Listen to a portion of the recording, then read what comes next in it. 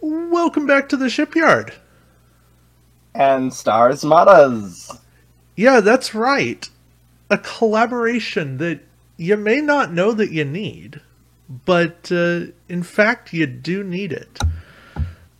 So, we've kind of been brainstorming some stuff, and we said, what does Attack Wing need as far as YouTube videos go?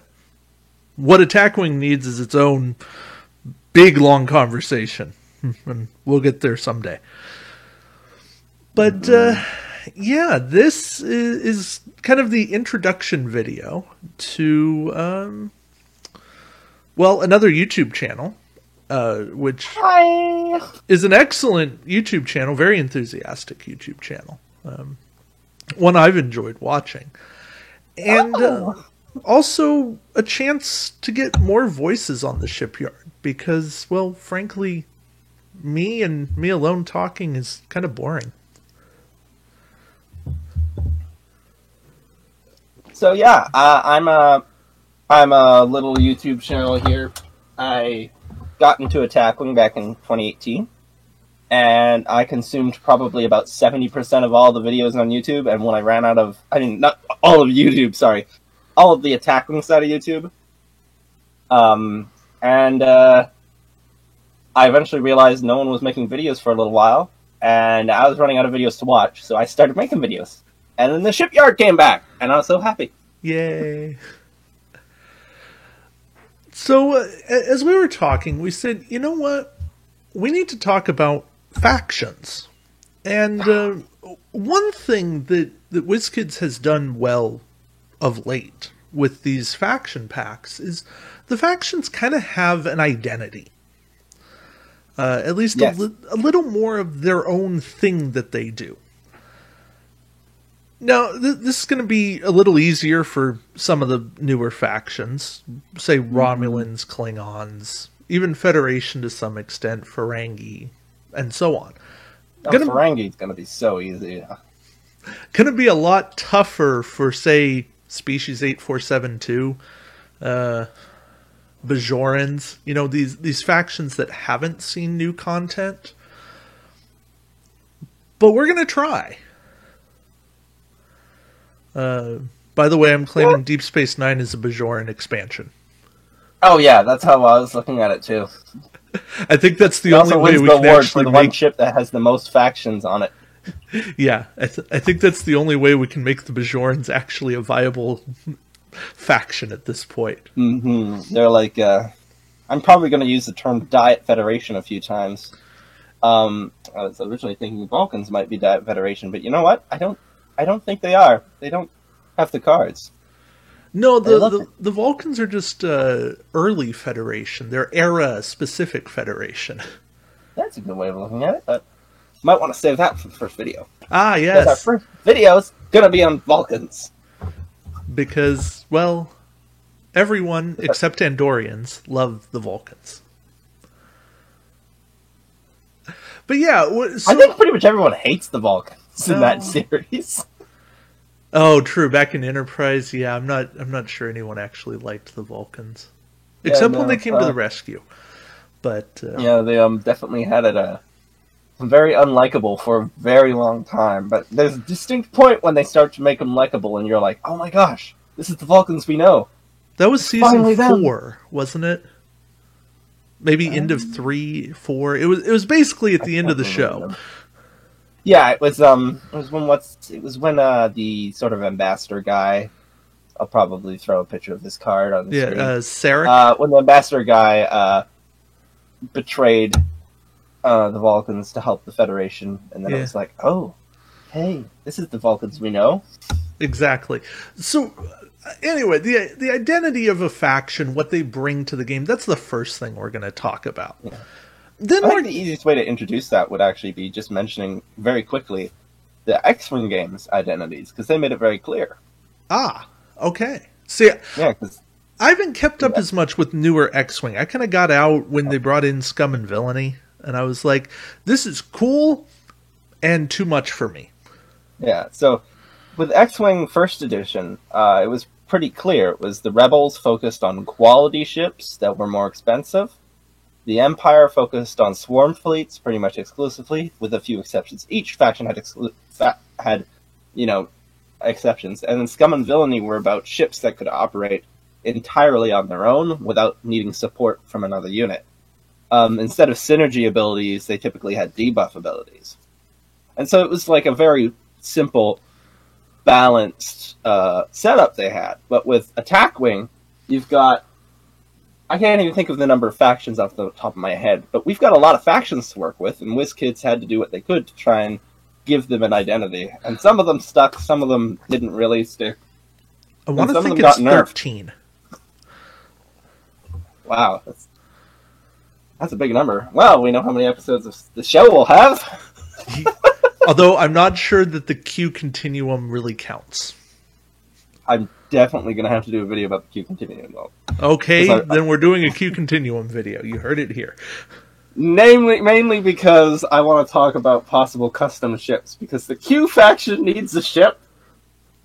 Okay, I'm with you. I want to give them the Dowd ship. Not the Dowd, sorry, the Husnuk ship from the Next Generation. That was an illusionary vessel made by a race that had highly destructive powers, but they didn't have any creation powers aside from illusions. Okay, anyway, I like it. Yeah. But yeah, so after we talk about identity, then we're going to get into a little bit of a buyer's guide. Maybe not a total comprehensive breakdown every single expansion, but just kind of what do you need to get started? Give yourself some options. Maybe what you should be looking at if you wanted to play on Tabletop Simulator. Like what are the highlights of the faction? For Vulcans, you would really miss out if you didn't at least consider diplomacy in your build. I don't think I own that card, sadly. See? And so maybe I'm spoiling part of the episode that's coming up, but that's kind of what we're getting at, is it doesn't mean you have to run that when you run the faction, but it's like certain things just really play to the strength of the faction. You wouldn't want to run the Federation without systems upgrade. I end up doing that a lot, though. Yeah, that was more of a joke. No, but it makes sense. Like, that's definitely a high priority card. And I get where you're coming from with that. Yeah, I don't know. That was one of the first expensive ships I bought. It was in order to get that one. Yeah, I do not have diplomacy. No. Because I only own the 2 retails, and I think it was the blind booster. Oh, the Talkir? I think that's it. I own 2 copies of the Talkir. Ah, okay. And so that's how I got. This point kind of transitions into the third idea that we have. It's how do you build and fly the faction well? Some factions are better in a joust. Some factions are going to try to outflank you, sensor echo you. Some factions are going to run and hide. Some factions want to rush combat, do it real quick, and get it over with. Some are a little slower to engage, use their tricks to really, say, put time tokens and disable tokens on your stuff, mess around with you. There's a lot of ideas here. So we're going to not only talk about building, but the flying of the factions. I'm really excited for this. I just love sitting there and pondering all these different ideas and getting them ready in my head, So being able to finally unleash them. Yeah.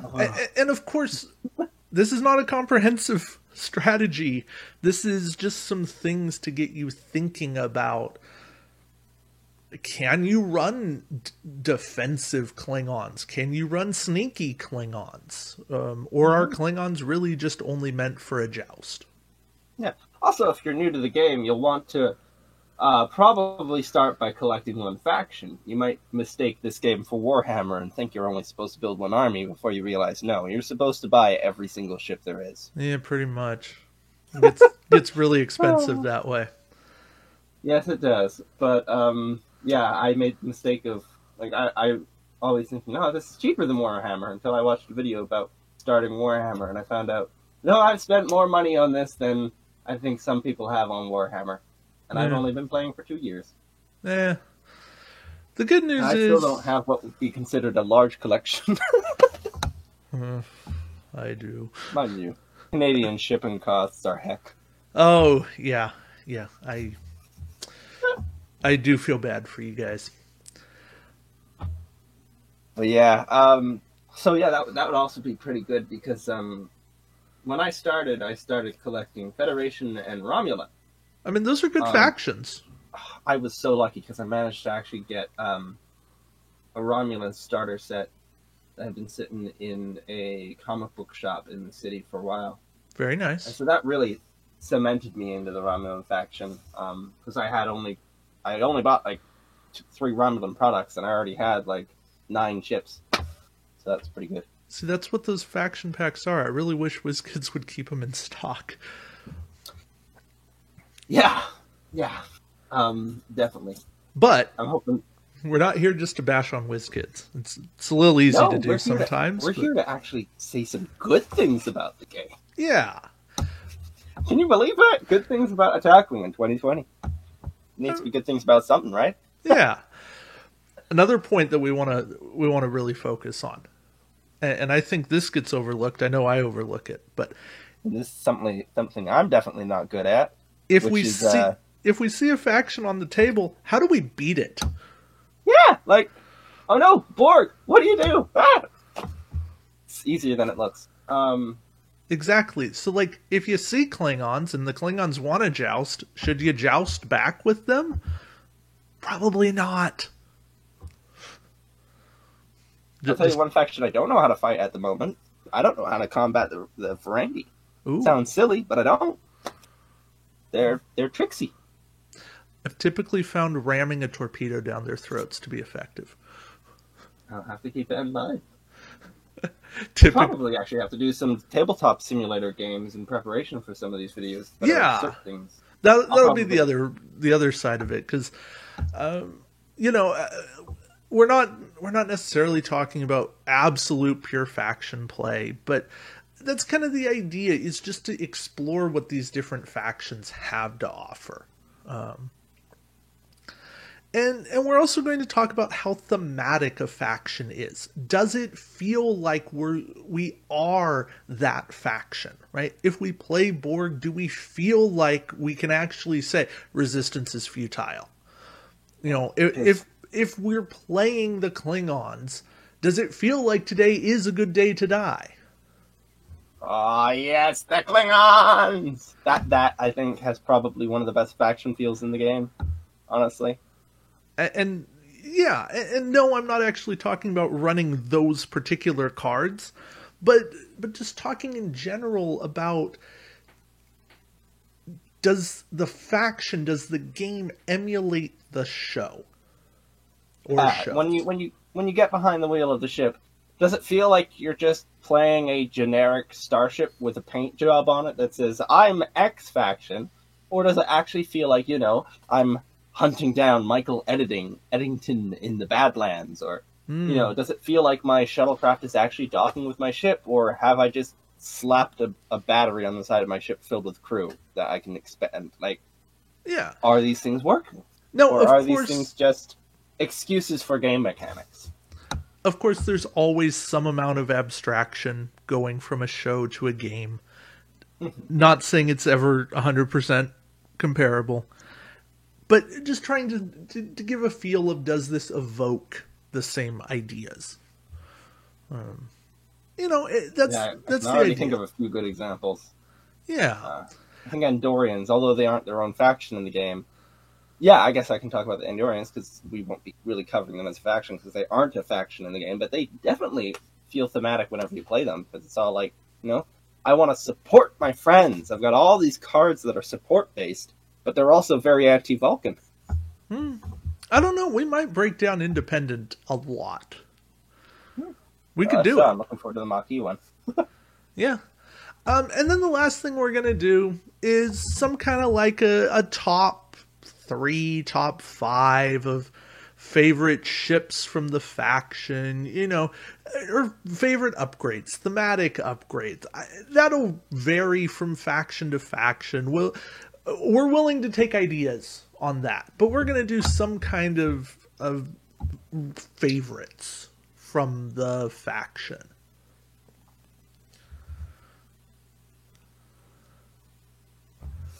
And I think that'll be interesting. I gotta say, I can't get enough of top 10 lists, and I'm pretty sure everyone feels the same way who watches your videos. Top 10 lists, just watch them consecutively. Oh, okay. See, so apparently... Well, so if each of us does a top 5, that becomes a top 10. Yeah, it does, I guess. I guess it does, and then we can let the people in the comment section pick which 10 they actually like. Or we each do a top 10, and then that's just more top 10 goodness. There are factions, though, that don't have 10 ships, though, so that's the problem. They don't necessarily have to be ships. They could just be cards. Oh, that opens up windows. Although, trust me, I've looked at Kazon. It's really tough. Yeah. I recently tried to play them in a campaign, and for a faction which is, all about stealing, they only have 3 cards that let you steal. Like, yeah, I was shocked. They only have 3 cards that let you actually steal. There are times I wish Kazon were just independent. Yeah, well, they've been made a sub-faction, so I think that was WizKid's attempt at a patch, was just, okay, now you can use all of independent cards on Kazon ships. Yeah, it still doesn't help. Yeah, I feel like they could have been included in the Motley Fleet pack, just not even as a ship, but as a few cards. Preferably as a ship. Maybe replace the Dauntless with, like, a Kazon Predator. And they could have really done some amazing stuff for the faction with a few cards, like even just a basic, because the Kazons are so early expansion, right? They're very early on. They came out in like wave 7. Yeah, I think they have only one pack that has time tokens in it. Like just a discount card that affects only Kazon upgrades could have been enough to actually make them slightly more viable. Things like that, like little... That's finding out whether a faction's good, where a faction went wrong, how to make the faction work, and maybe what factions to combine when you're trying to make your faction work. That sort of information. I like that. Yeah. Because then we're talking about cooperative play, and, is it reasonable for the Romulans to ally with the Dominion? Well, maybe not the Dominion, but maybe the Cardassian side of it. Who knows? I think there's a lot of potential here. Yeah, they did team up in the show together, and, I mean... Exactly. It didn't go over well, but, they did team up for a little bit. That was... mission, I think. That had more to do with Enabrin Tain and bad intel and all that, but... The concept was great. I gotta play that mission. There's a mission. I think it came with the Romulan faction pack, and it is based off of that episode, and it's a huge mission. Yeah. Yeah, I gotta play that one someday. And who knows? Probably on Tabletop Simulator, because my local group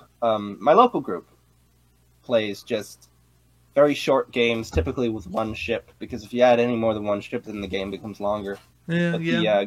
I understand. The group I play with in England, because I work night shifts, so I'm often available for their time zone. They pretty much exclusively play massive battles. Okay. Where it's not everybody having like a huge team, but it'll be like 5 people playing on one board. So it takes its time. Yeah, that does take its time. But yeah, I think there's a lot here, and who knows? Maybe we'll end up talking about what factions need going forward. That might be an interesting point too. I love speculation. I graduated from a game design school, so this is definitely a passion of mine, trying to figure out how to fix things that I didn't make.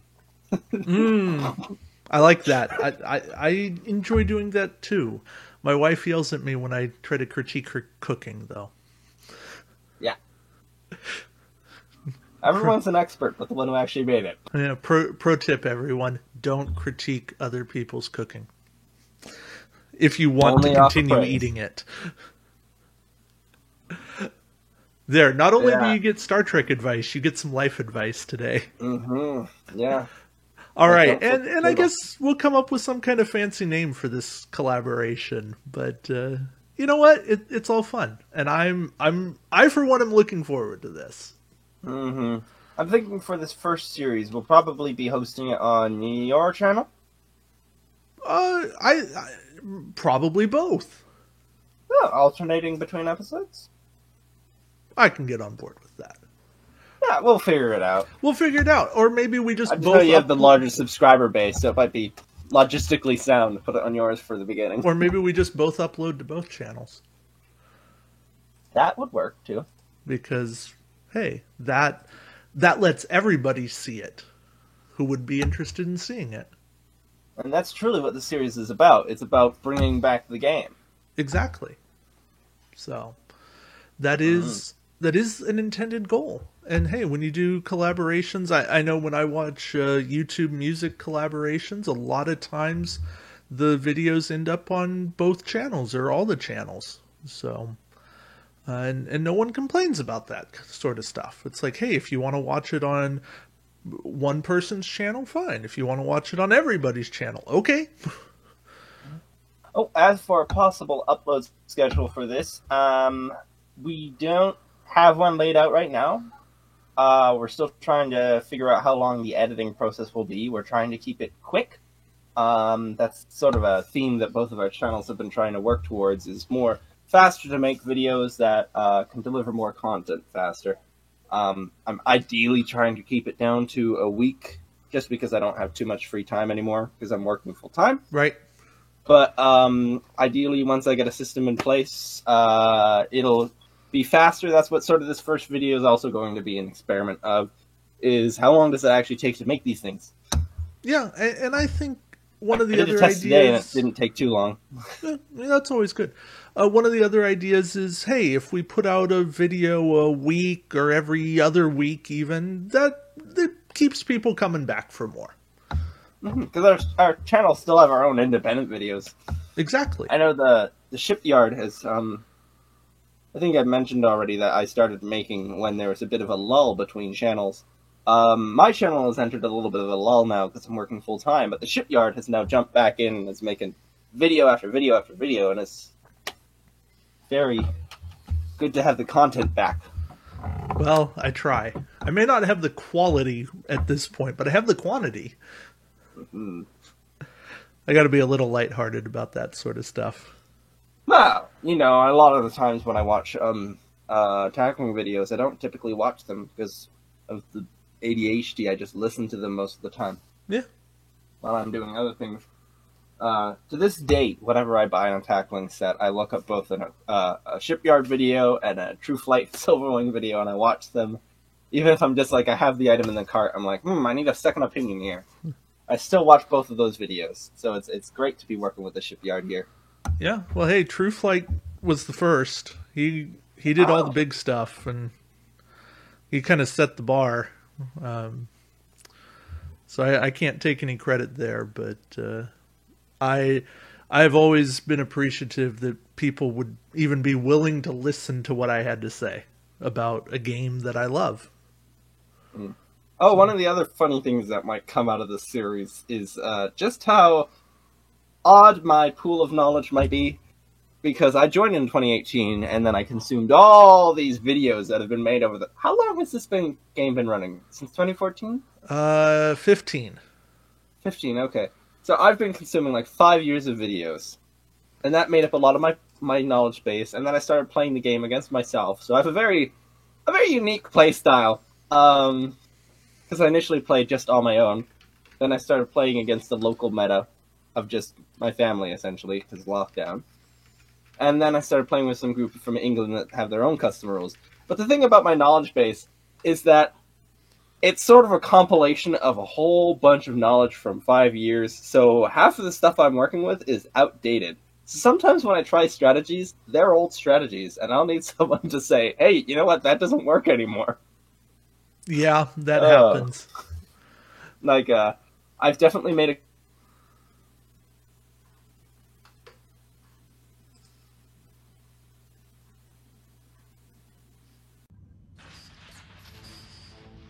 We are passing through the Basin Rift, sir. The projection will return when we have cleared it. It's interfering with our uplink from Starfleet cartography. The rift affects all long-range communication. Commander Riker, evasive maneuvers. How the two, the sort of expert, the attack wing expert, and the attack wing. I'm figuring things out. Oh, together. Sorry, I'm wrong. It was 2013 that the game came out. Oh, I thought it was 14. But that makes sense. It was, I want to say fall of 13. Yeah, I started back in 2018. I bought the game as a graduation gift to myself. So, very nice. Yeah. Mm-hmm. Okay. Well, all right. I feel like we've gone on long enough, and we've held the people hostage for far too long. Yeah, so get back to the Facebook group, continue posting your memes, and check out the Troy system. Ooh, thank you. Thank you for plugging that. Oh, yeah, definitely. I saw the video of it a few days ago, and I just recently played in the sort of final big match for a competitive campaign with the England group, and a big discussion at one point, because we wound up in that rare situation where you actually play with an obstacle on the board that represents like an asteroid field, and one of the ship's templates drove through it, but the ship itself didn't actually land on it. And so it became a big discussion of, what are the rules for that? Because most people don't play with asteroids anymore. And had Troy just been sitting there in someone's tab, we could have just opened it up and scrolled down to where the rules were, but instead it just took like 15 minutes before we got the whole thing sorted. Basic rules, Troy seems like it's going to be a pretty good thing. That really is what Troy is for. To just, it's almost like, who needs TOs anymore? We have Troy. Yeah. Troy, it can read your mind. Because it's Troy. She is the goddess of empathy. I didn't know that. If you remember Reg Barkley's holodeck simulation, when he has all of the crew. I think we all want to forget Reg Barkley's holodeck simulation. Yeah. Anyway, that's a totally different thing, and now we definitely have held you hostage for far too long. So, yeah, when we get into holodeck territory, you know. And we all know that no holodeck episode ended well. Voyager had some pretty good holodeck episodes. Oh, I mean, don't get me wrong. Holodeck episodes are fantastic, but they always had this weird twist in them. And most of them also involved holding people hostage. That is disturbingly right. Also, why did they never use the transporter to just beam somebody out of the holodeck? You knew where they were. The holodeck soaks up so much power that the transporters always go offline. Apparently. And that's not even true, because now that I remember it, Voyager's holodeck is considered independent from the starship, in that you can turn off the warp core and the holodeck will still run. Great. They really just push the limits for holodecks. It's like, suspend all the disbelief here. Nothing's going to make sense. It's almost as bad as Mirror Universe episodes. Oh, but I love the Mirror Universe episodes. They're so corny, but they do push the limit of what makes sense. Oh, they do. Like, they absolutely do. Like, oh yeah, we wiped out this whole planet, but 200 years from now, there's still going to be a Mirror Universe version of you. Don't worry. We didn't kill anyone important to your history. Mirror Universe, that'll be a very interesting faction pack. Oh, well, we already had one of them. Well, I'm sorry, I mean... probably end the video right now, otherwise we're going to spend 10 minutes talking about the Calvin pack. Yeah, I mean, it'll be a very interesting faction discussion for us. Yes, definitely. I've already put some thought into that one. But yeah. So, anyway, if you've watched this far, you now have rights to let us know maybe some order of factions you'd like to see. We already know we're doing Vulcans first, but after that, let us know. Let us know what you'd like. Yeah, John, I already know you want Klingons. We got that covered. All right. Until next time. Bye, John. We will both see you around the shipyard and Star Armadas. You don't have a good sign off, do you? I'm sorry. I partially do not like the name of my own channel because I had to change it. But yeah, we'll see you around the Star Armadas. No, that sounds terrible. Basically, we'll see you around the shipyard. Star Armadas will be off in the corner somewhere, making awesome animated content. All right. Bye. Bye.